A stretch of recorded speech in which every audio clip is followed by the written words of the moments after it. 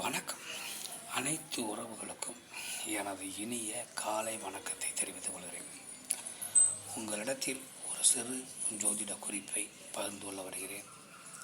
இது மிகவும் முக்கியமானது. இதை நன்கு கவனித்துக் கொள்ள வேண்டும். சனி பகவானை பற்றிய இந்த குறிப்பு மிக மிக முக்கியம். சனி பகவான் என்றாலே நாம் அனைவரும் பயப்படுகிறோம், பதட்டப்படுகிறோம், அச்சப்படுகிறோம். அவர் தீயதை செய்வார் என நினைக்கிறோம். அப்படியெல்லாம் ஒன்றுமில்லை. சனி பகவான் அள்ளி கொடுக்கக்கூடிய கிரகம் தான்.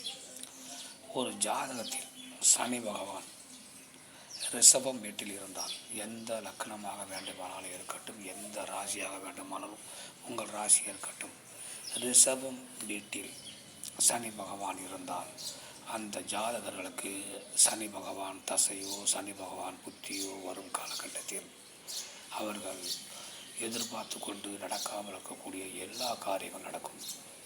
ஒரு பதவி எதிர்பார்த்து கொண்டிருப்பார்கள். அந்த பதவி எதிர்பார்ப்பு நீண்ட கால எதிர்பார்ப்பாக இருக்கும்.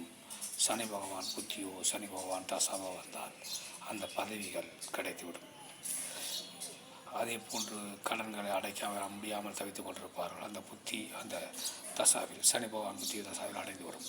இப்படி எந்த காரியம் நடைபெறாமல் தடைப்பட்டு கொண்டிருக்கின்றதோ அந்த காரியங்கள் எல்லாம் நிறைவேறிவிடும். அதனால் சனி பகவானும் ஒரு நல்ல கிரகம் என்பதை நாம் மனதில் கொள்ள வேண்டும். மற்றவற்றை நாம் அடுத்த வீடியோவில் காண்போம். நன்றி, வணக்கம்.